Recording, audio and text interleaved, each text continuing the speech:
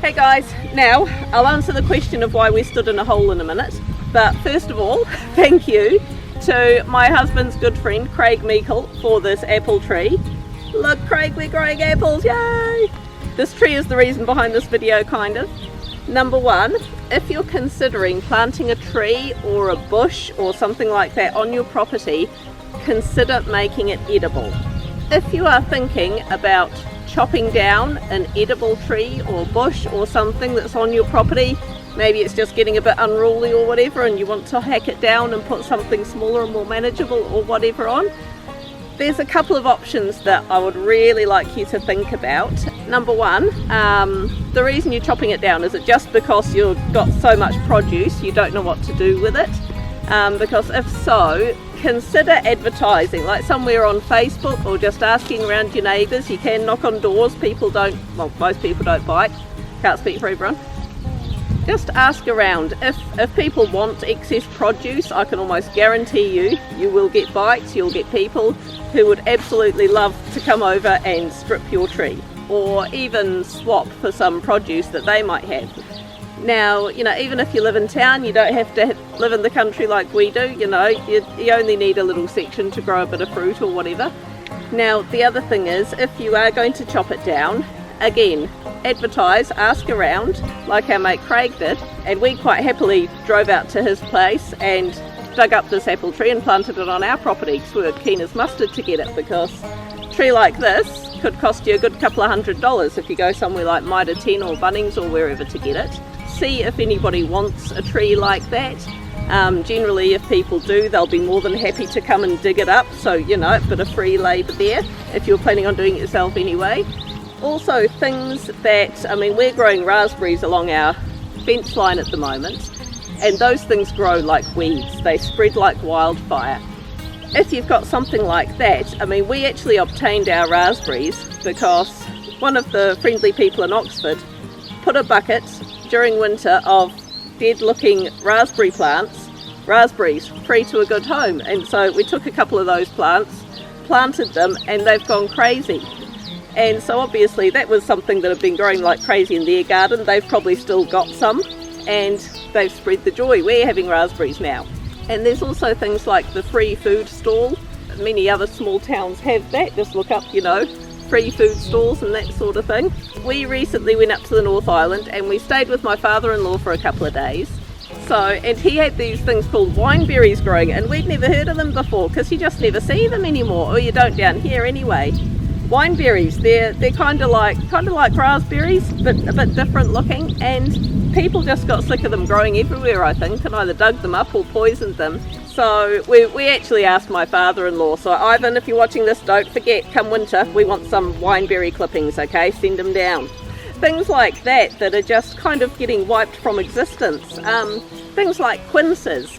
I think they're not that popular because you can't eat them raw, but they're absolutely beautiful jelly. They are so yummy in baking and things like that. Also at my father-in-law's place, there's these fruit trees. They're mostly plum trees, but they're all stone fruit. Those fruit trees are 100 years old, and they're probably looking at selling up that place sort of within the next few years. And it's one of our big fears that all these trees are just going to get bowled over and they're going to put a house there or something. And we thought, oh, what a waste that would be. And we've also known in where we used to live in Pukekohe in south of Auckland, there was this beautiful big pomegranate tree.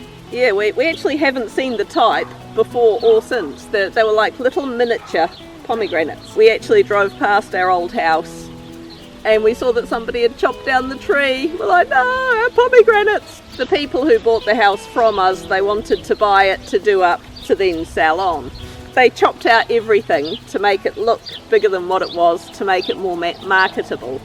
Of course, as well, if you do have too much produce, consider preserving. Making jams, that's not as hard as you might think it is. Make preserves, bottle things, store them away for when they're not in season. You never know when you might come across hard times, and you might need something like that. And of course, supermarkets are loving it. Supermarkets are loving the fact that people don't grow their own produce as much anymore. Now, even around Canterbury you see a lot of wild fruit, sometimes plums, sometimes apples, but you see them growing on the side of the road. Now, we have in the past collected the apples growing off the side of the road. Even if they look a bit manky and scungy, they are great for making apple cider vinegar. So, you know, and we did a video on that. Clint's making the kids laugh behind the scenes in case you're wondering. So yeah, and we know of someone who's actually making apple cider out of them as well. Apparently the apples that aren't so good for eating are great for making drinks and stuff out of. So there you go. Yeah, I don't mind, because of course we've got a Cheaper Ways NZ Facebook page. I don't mind if people want to advertise on there anywhere within New Zealand if they've got an excess of fruit or fruit trees that they don't want anymore or anything like that. I don't mind if they want to give stuff away for free. You know, it's not a buy-sell page, but I don't mind if people want to just say, hey, you know, we've got an excess, is there anyone in my area that needs it? And if they're in North Canterbury, we'll be there. But this hole, by the way, I felt the need to explain the hole just because normally you don't dig a tree down this deep.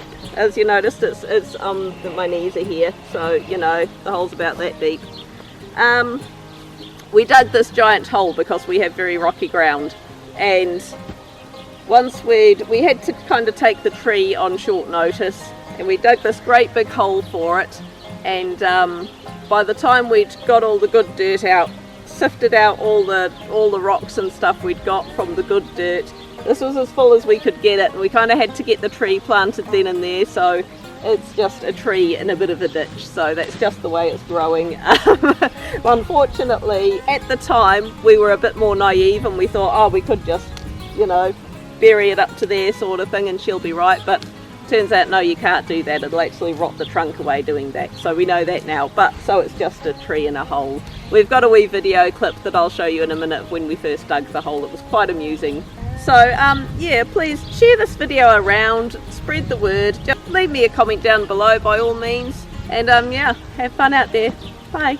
We've come up and researched a brilliant way to make sure that our kids stay out of trouble and do not annoy us all day. Wait, What? let us out. Bye bye. You dig a hole. Now there's something that we actually had never heard of before. Okay, love, you're going to have to stop that because you're making me laugh as well. Sorry, well, I know what you're trying to do. I held it together as long as I could. The Egyptian dance just set me off.